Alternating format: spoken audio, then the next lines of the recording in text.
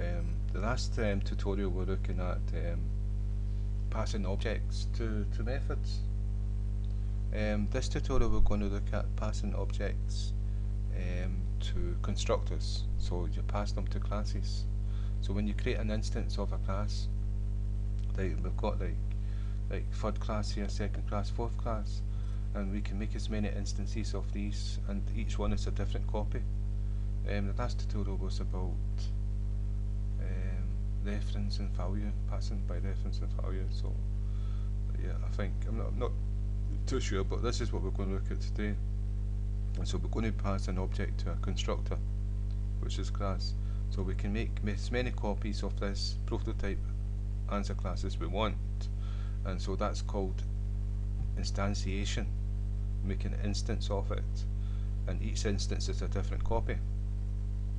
And so what we can do is we can overload the constructors. You make an instance, the constructor from that class is executed, and whatever values is inside the constructor, like values for variables or methods to run, will be executed during the creation of that class. And so you can have different constructors to do different jobs that take different arguments passed to them, and they'll do different things. So we've looked at passing like integers and strings and things like that to methods. Well, what you can do is you can pass objects to methods as well, and we've done that before. But what we're going to look at is passing the methods to the constructor, which means that when you make an instance, we're passing an object to a constructor, so which means when you make an instance of a class, that class will be passed a whole object, an instance of a class, and within that constructor you'll put code in to do something with that class. So you might just want to do one thing from that class, or you may want to do many things. You can access its data members, its variables, or you can access its methods and do things with it. So you can imagine it's very powerful, and that's what I'm going to show you. And so I tidied up the main as it should be. Went to second class. We had, if I delete this, we had a TC class, which is the third class, and we called it the TC instance, and we had the fourth class, and we called it FC, and we made the instances of these classes here, and there was no parameters passed. But what I'm going to do is pass FC into here, the third class, and in the fourth class it's called, sorry. And the fourth class, we had all private members, but I made this one, the fifth one, public, so that we could see it, it was visible and we could use it. And that that was education. So, and then I went to the third class, we had a constructor with no arguments. I copied it. If I take this away, that's a complete copy, and pasted it underneath it, and you'll see that, oops, I've done the wrong thing there, sorry, undo, took the wrong one out, take this away here. Right, what we're passing to the constructor, I took away, and you'll see that an error is created because these are identical, and the difference between the constructors is the arguments they take.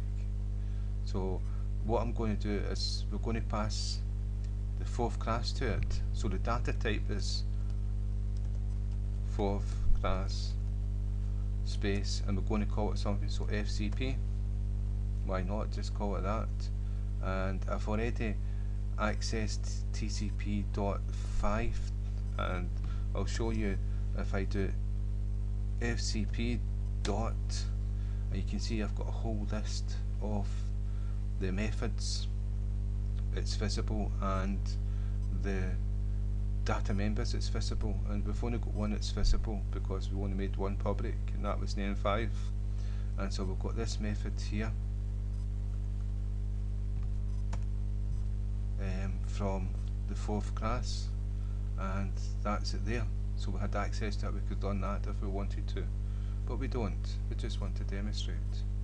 And so you can imagine how big a class can be, and it can have very useful methods, and it can also have good data types to use, and so you can use them to enhance your class.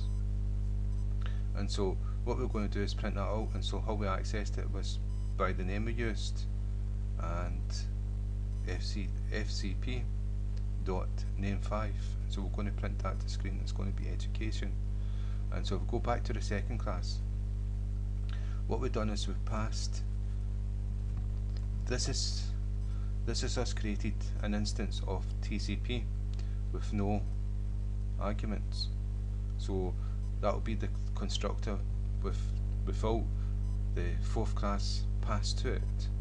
And so to pass a class, we created an instance, fourth class FC, and that's the instance there. And so if we just need to put in its name FC, and that's us past that argument. And we're going to call TCP first. So TCP first is going to be created. It's going to create an object, and it's going to run education from this class. Then it's going to do its job, what it does, and that's print out 777 so many times from the array. And then this is going to be executed, and it's going to print out all the different strings, and I'll show you. So there you can go. That was the last argument here. That method was program, education, channel, video. That's all different strings. And then this one method from this class printed out 777 because that's what was in the array, the integer array. And the very first command is when it took the object FC, it printed out education. And I'll prove that because before we run any array or anything inside this constructor, the first thing we've done was print out education. And it came from the fourth class. So that's passing an object. I've only done it very simple so that you can see, but imagine that you've got a really good powerful class with really good methods, very useful methods. Well, you can pass that class, that object, to your constructor of a class that you've made, and you can use those